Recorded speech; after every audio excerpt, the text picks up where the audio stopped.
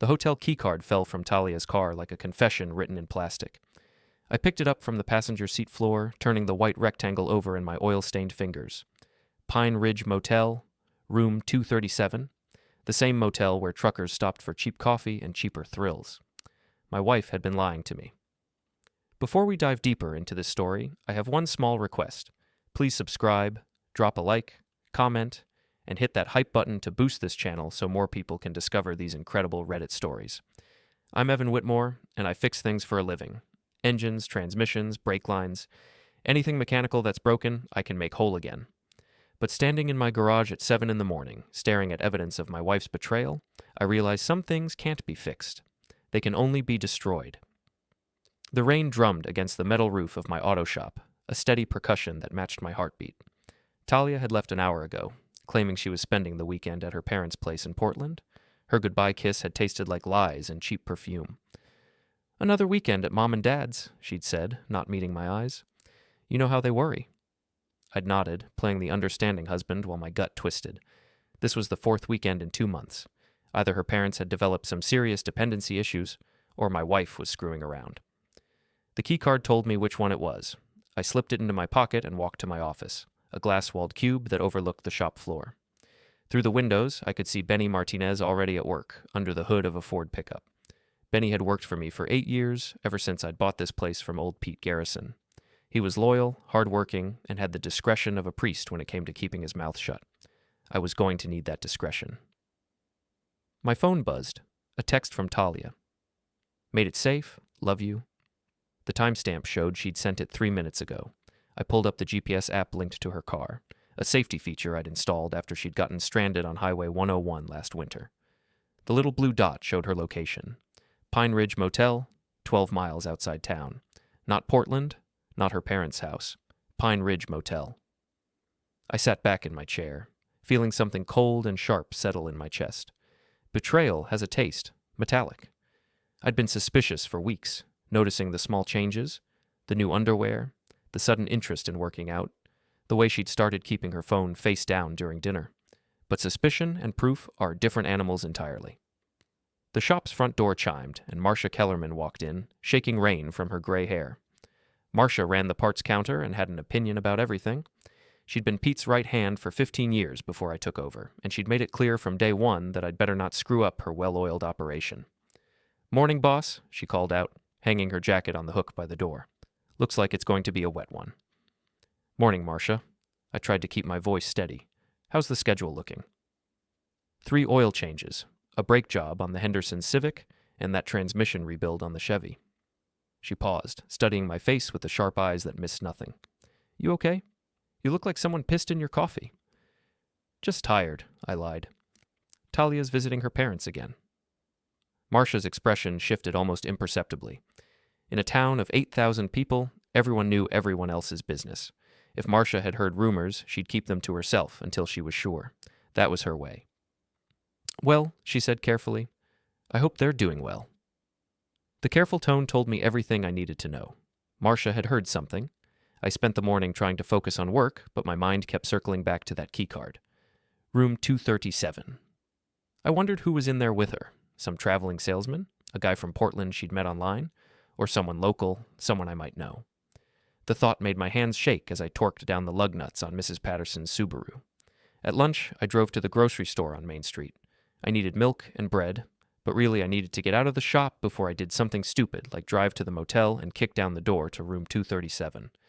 I was comparing prices on cereal when I heard familiar voices in the next aisle. Evan Whitmore." I turned to see Gail and Dennis Owens, Talia's parents, pushing a cart loaded with groceries. Gail's face lit up with genuine warmth, the way it always did when she saw me. Dennis gave me his usual firm handshake. "Good to see you," Dennis said. "How's business?" "Can't complain." I forced a smile. "Plenty of broken cars to keep me busy." "And how's our girl?" Gail asked. "We haven't heard from her in weeks." The cereal box slipped from my hand, hitting the floor with a soft thud. I bent to pick it up, using the moment to process what I'd just heard. "She's been busy with work," I said, straightening up. "You know how it is with freelance photography, feast or famine." "Oh, we understand completely," Gail said. "Dennis was self-employed for 20 years, but it would be nice to hear from her more often." Actually, I said, the lie forming as I spoke, why don't you two come over for dinner tonight? Talia would love to see you, and I'm making my famous chili. They exchanged glances. Tonight? Dennis asked. But didn't she say she was coming to visit us this weekend? This weekend? Yes. She called Wednesday and said she'd be driving up Friday evening to spend the weekend with us. We told her we had plans to visit Dennis's brother in Salem, but she said that was fine. She'd just relax at the house. The grocery store suddenly felt too small, too bright, too full of ordinary people living their ordinary, non-betrayed lives. I gripped the cart handle to keep my hand steady. Must have been a miscommunication, I managed. She's actually home today. Had to cancel the Portland trip at the last minute. It was a clumsy lie, but they bought it. Well then, we'd love to come for dinner, Gail said. What time? 6 o'clock?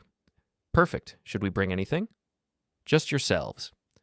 I was already planning what I'd need. I'll take care of everything. We said our goodbyes, and I finished my shopping in a daze. In the parking lot, I sat in my truck and called Talia.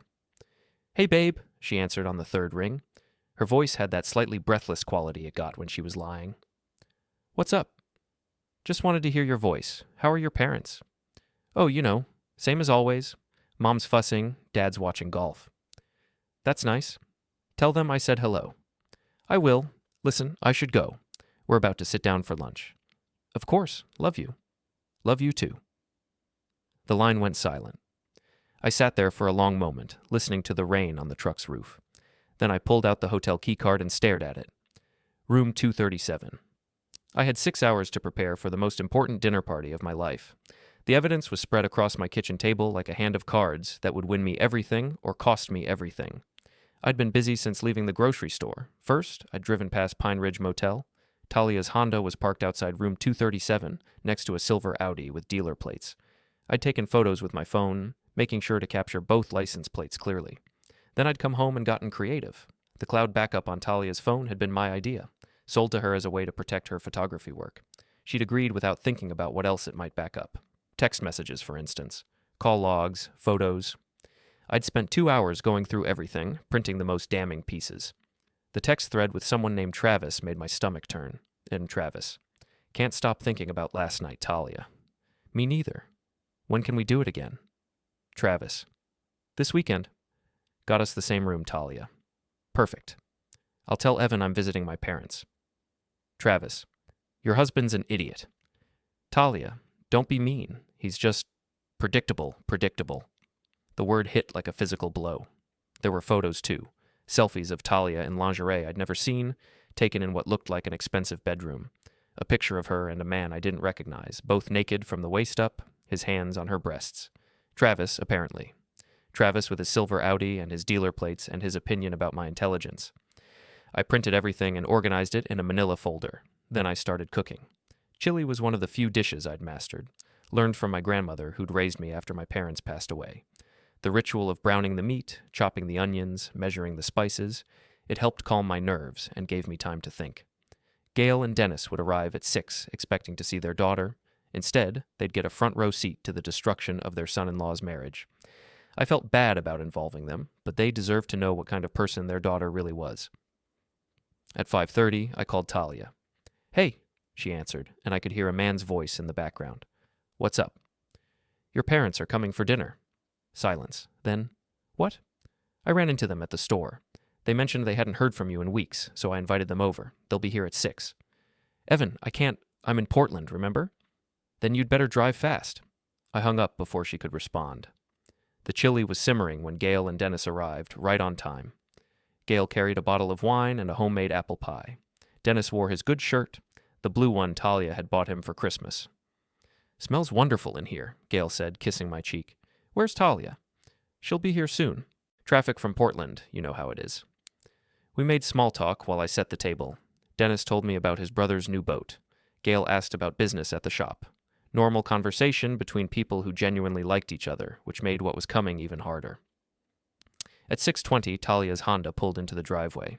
I watched through the kitchen window as she sat in the car for a long moment, probably trying to figure out how to explain her sudden appearance. She'd changed clothes since I'd seen her at the motel.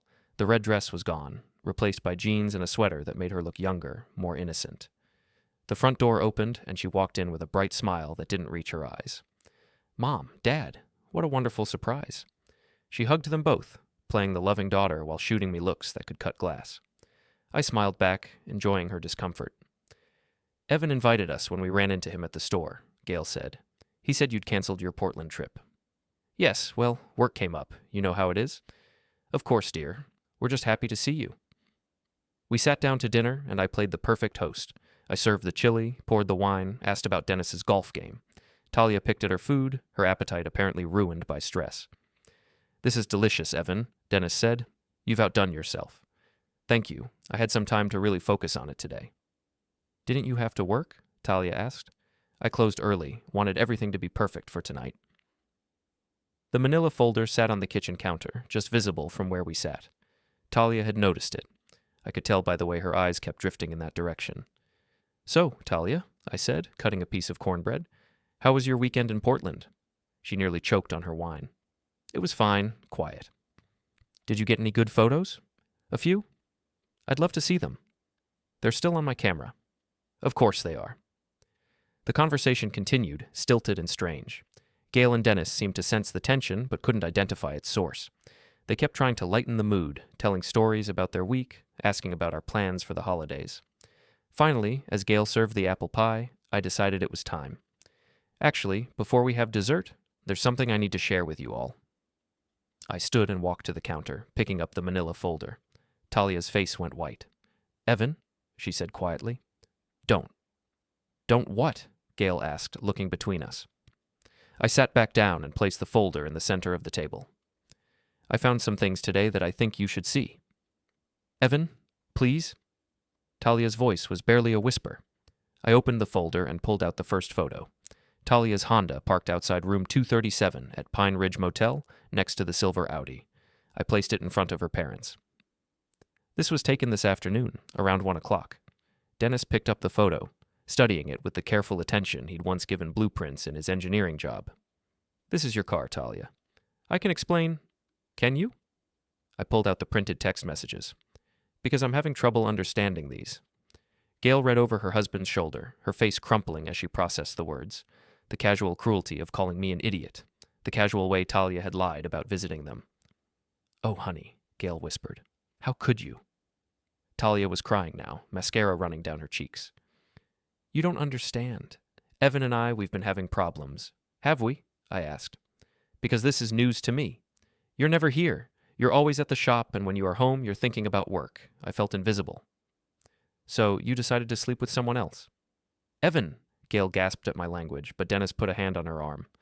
Let him talk, Dennis said quietly. He has every right. I pulled out more photos, the selfies in lingerie, the naked pictures with Travis. I spread them across the table like a dealer revealing a royal flush. 6 months, I said. That's how far back these messages go. 6 months of lying to me, lying to your parents, sneaking around with this Travis asshole. His name is Travis Kemp, Talia said, as if that mattered. He's a real estate agent.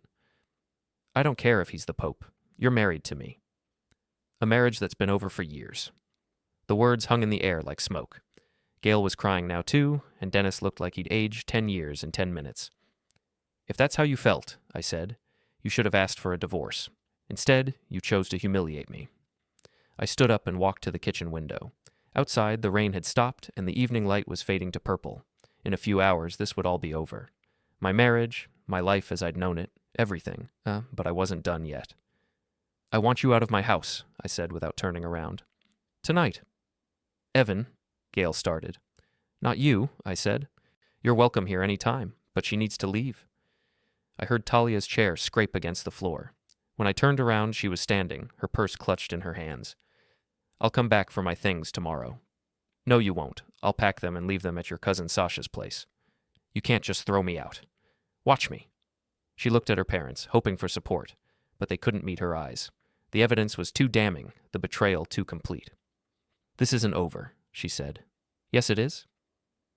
After she left, I sat with Gail and Dennis for another hour. We didn't talk much. There wasn't much to say. Finally, they gathered their coats and prepared to leave. I'm sorry, Gail said at the door. I'm so sorry she did this to you. It's not your fault. We raised her better than this. I know you did. Dennis shook my hand. If you need anything, I'll be fine. After they left, I cleaned up the dinner dishes and put the evidence back in the folder. Tomorrow I'd take it to a lawyer, but tonight I had other plans. I drove to the Rusty Wrench, the bar where the town's blue-collar workers gathered after long days. The place was half full, mostly guys I knew from the shop or from high school. I ordered a beer and sat at the bar, waiting. At 10:30, Travis Kemp walked in. Travis Kemp looked exactly like the kind of man who would steal another man's wife. Tall, expensively dressed, with the kind of artificial confidence that came from a lifetime of getting his way. His silver hair was perfectly styled, and his watch probably cost more than most people made in a month. He scanned the room, spotted me at the bar, and walked over with a smile that didn't reach his eyes. "You must be Evan," he said, extending his hand. "I'm Travis." I looked at his hand, but didn't take it. "I know who you are." He lowered his hand, the smile faltering. "Look, I think we should talk." "About what?" "About Talia. About this whole situation." I took a sip of my beer, studying him over the rim of the glass. The Rusty Wrench had gone quiet around us. In a small town, everyone could sense drama coming like a storm front. "What about it?" Travis glanced around nervously. "Maybe we could go somewhere more private?" "I'm comfortable here." He ordered a scotch, expensive stuff that Mickey the bartender had to reach for on the top shelf. Travis was the kind of guy who made a point of ordering expensive things, even in a dive bar. "I want you to know that Talia and I never meant for this to happen," he said. "It just developed." "Like cancer." He flinched. "That's not fair." "Fair?" I set my beer down harder than necessary. "You want to talk about fair? Fair would have been keeping your hands off my wife. Your marriage was already over. Talia told me. Talia told you what you wanted to hear, so you'd keep buying her hotel rooms." Travis's face reddened. "It wasn't like that." "No? Then what was it like, Travis? Enlighten me." He took a gulp of his scotch, buying time. The bar was completely silent now, everyone listening to our conversation without pretending otherwise. "We fell in love," he said finally. I laughed, a harsh sound that made him flinch again. "Love? Right. Is that what you call sending my wife pictures of your dick?" Several people at nearby tables turned to stare. Travis looked like he wanted to disappear into the floor. "I don't think we should discuss this here," he said. "Why not? You weren't worried about discretion when you were sleeping with her in that motel room." "Jesus, keep your voice down." "Or what? You'll sue me? Call the cops? Go ahead, Travis. I've got nothing left to lose." That was when I realized it was true. The anger that had been building all day suddenly crystallized into something cold and sharp. Talia had taken my marriage, my trust, my sense of security, but she'd also freed me from caring about consequences. "Look," Travis said, leaning closer, "I understand you're upset." "Upset." I stood up, and he instinctively took a step back. "I'm not upset, Travis. I'm liberated." I pulled out my phone and opened the photo gallery. The pictures I'd taken at the motel were still there, along with screenshots of the text messages. "See this?" I held up the phone so he could see the image of Talia's car next to his Audi. "This was taken today, while my wife was supposedly visiting her parents in Portland." Travis went pale. "You followed us?" "I didn't need to follow you. You're not as smart as you think you are." I swiped to the next photo, one of the naked selfies Talia had sent him. Travis's eyes widened. "How did you—" "Cloud backup. Amazing what technology can do these days." I put the phone away and sat back down. Travis remained standing, swaying slightly. The scotch or the shock, I couldn't tell which. "What do you want?" he asked. "Want? Money? I can pay you. Whatever it takes to keep this quiet." The bar erupted in murmurs. Mickey shook his head in disgust, and I heard someone mutter, "Typical." "You think this is about money? Isn't it always?" I finished my beer and stood up. Travis was taller than me, but he backed away as I approached. "I don't want your money, Travis. I want you to understand something." I leaned in close enough to smell his expensive cologne mixed with fear sweat. "You picked the wrong man's wife to sleep with." I left him standing there and walked out of the bar. Behind me, I could hear the conversation starting up, voices excited and scandalized. By morning, the whole town would know about Travis Kemp and Talia Whitmore. That was fine with me. I drove home through empty streets, my mind already working on the next phase. Travis thought this was about money because that's how his world worked. Everything had a price, everyone could be bought. He was about to learn how wrong he was. My house felt different without Talia in it. Emptier, but also cleaner somehow. I poured myself a whiskey and sat in my recliner, thinking about what came next. The divorce would be straightforward. Oregon was a no-fault state. but adultery still mattered when it came to dividing assets. The house was mine. I'd bought it before we married. The shop was mine too. Talia's photography business was barely breaking even, and she had no savings to speak of. She'd probably move in with Travis, at least until the novelty wore off. Men like him got bored easily, especially when their toys came with complications like divorce proceedings and angry ex-husbands. But I wasn't planning to wait for natural consequences to run their course. I opened my laptop and started researching. Travis Kemp, real estate agent. His website showed him in front of expensive houses, all smiles and confidence. "Let Travis find your dream home," the tagline read. I dug deeper. Public records showed he was married to someone named Catherine Kemp. They owned a house on River Road, one of the expensive neighborhoods where doctors and lawyers lived. No children listed, but a marriage that went back 12 years. Interesting. I found Catherine's Facebook page. She was attractive in the way that money made possible. Perfect teeth, professional highlights, expensive clothes. Her recent posts were about charity events and wine tastings, the kind of life that required a certain level of financial stability, the kind of life that would be disrupted by a messy divorce. I scrolled through her photos until I found what I was looking for, a recent picture of her and Travis at some fundraising gala. They looked happy together, or at least content. She had no idea her husband was cheating on her with a small-town photographer. Yet, I created a new email account and spent an hour crafting the perfect message. Not too aggressive, not too detailed, just enough information to plant seeds of doubt. "Mrs. Kemp, I hope you don't mind me reaching out to you directly, but I felt you deserved to know about your husband's relationship with my wife. I've attached some photos and messages that I think you'll find illuminating. I'm not looking for anything from you, no money, no favors. I just believe that spouses should be honest with each other. Sincerely, a concerned citizen." I attached the most damning photos and hit send before I could second-guess myself. My phone rang almost immediately. "Talia." "What did you do?" she demanded without preamble. "I had a drink." "At the Rusty Wrench, with Travis. He approached me. I was just being friendly." "Bullshit. He said you threatened him." "Did I? I don't remember making any threats." "Evan, you need to stop this. We can work things out." "No, we can't. I made a mistake." "You made a choice, multiple choices, over multiple months." She was quiet for a moment. When she spoke again, her voice was different, harder. "If you try to destroy me, I'll destroy you right back." "With what?" "You don't have anything on me, Talia. I've been faithful, I've been honest, I've been exactly the boring, predictable husband you complained about. I know things about your business, about how you handle your taxes, about the cash payments you don't report. Go ahead," I said. "Call the IRS, see what happens." The truth was, my books were clean. I'd learned early that shortcuts weren't worth the risk, but let her waste time and energy trying to find dirt that didn't exist.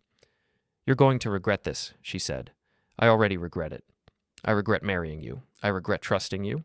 I regret wasting 8 years of my life on someone who thinks loyalty is optional." I hung up and turned off the phone. Outside, it had started raining again.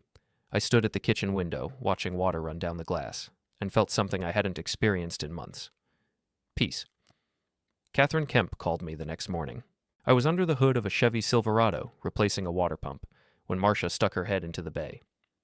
"Boss? Phone call, says it's important." I wiped my hands on a rag and took the call in my office. The woman's voice was cultured, controlled, but I could hear the underlying tension. "Mr. Whitmore, this is Catherine Kemp. I believe you sent me an email last night." "I did. I'd like to meet with you to discuss the situation." "Okay. There's a coffee shop on Elm Street. Brewster's. Do you know it?" "I know it." 1 o'clock? I'll be there." She hung up without saying goodbye. I stared at the phone for a moment, then went back to work.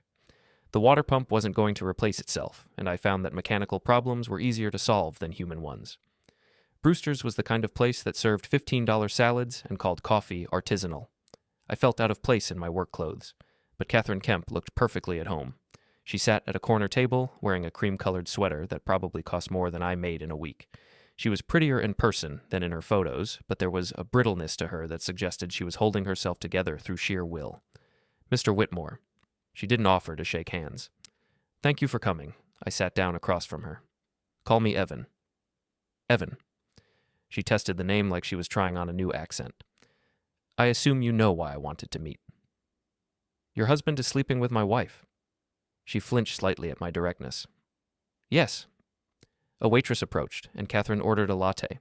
I asked for black coffee, which earned me a look that suggested I'd ordered motor oil. How long have you known? Catherine asked once we were alone. I suspected for a few weeks. I had proof as of yesterday. And you decided to share that proof with me. I thought you had a right to know. She studied me with intelligent brown eyes. That's very noble of you, but I suspect there's more to it than that. I shrugged. Maybe. You want revenge. I want justice. Is there a difference? The waitress brought our drinks. Catherine wrapped her hands around her cup like she was trying to absorb its warmth. How long have you been married? I asked. 12 years. You? 8? Children? No. You? We tried for a while. It didn't happen. Her voice was matter of fact, but I caught the pain underneath. Travis said it didn't matter, that we had each other. I'm sorry. Are you? Or are you just being polite? I considered the question. Both, I guess. That earned me a small smile. At least you're honest. It's a new thing I'm trying. She pulled out her phone and showed me a screenshot of text messages. Travis's number, but messages I hadn't seen before. I'm going to leave, Catherine. We can be together properly. When? Soon. I just need to figure out the finances. What about your house? She can have it. I don't care about any of that stuff. I read through the messages, feeling a familiar twist in my gut. When were these sent? Last week. He's lying to her too. What do you mean? I showed her some of the messages from my folder. The ones where Travis talked about keeping things quiet, about not wanting to complicate his life. He's telling my wife he's going to leave you, and he's telling his friends he wants to keep it casual. Classic playbook. Catherine read through the messages, her expression hardening. Son of a bitch. Yeah. We sat in silence for a while, two people who'd been betrayed by the people they'd trusted most. Finally, Catherine spoke. What are you planning to do? Divorce her? Take her for everything she's worth, which isn't much? That's it? What else is there? Plenty. Her voice had an edge now. Travis has built his reputation on being trustworthy, reliable, family man. What do you think happens to that reputation when word gets out about his affair? I imagine it takes a hit. More than a hit. Real estate is about relationships, about trust. People don't buy houses from men who cheat on their wives. I was starting to understand why Catherine Kemp had wanted to meet in person. She wasn't just a victim looking for sympathy, she was a woman with a plan. What did you have in mind? I asked. She smiled, and for the first time since I'd walked into the coffee shop, she looked genuinely happy. I'm so glad you asked. We talked for another hour, laying out a strategy that was both elegant and devastating. Catherine had access to Travis's business records, his client lists, his financial information. She knew which deals were pending, which relationships were fragile, which clients valued discretion above all else. The Hendersons are buying a $2 million house, she said. They're very religious, very conservative. What do you think they'd say if they knew their agent was cheating on his wife? I think they'd find a new agent. Exactly. And the Pattersons, they're going through a messy divorce themselves. They specifically requested a male agent because they wanted someone who understood commitment. How do you think they'd react to finding out Travis doesn't understand it at all? By the time we finished talking, I had a new respect for Catherine Kemp. She might look like a society wife, but she had the strategic mind of a general. There's one more thing, she said as we prepared to leave. I want to confront them. Together. Both of them. Both of them. I want to see their faces when they realize their little secret is out. When? Tonight. Travis is supposed to be at a client dinner, but I checked his calendar. There's no dinner scheduled. So he's probably with Talia. Probably. I thought about it. The smart thing would be to let Catherine handle her husband while I dealt with my wife. Clean, simple, no complications.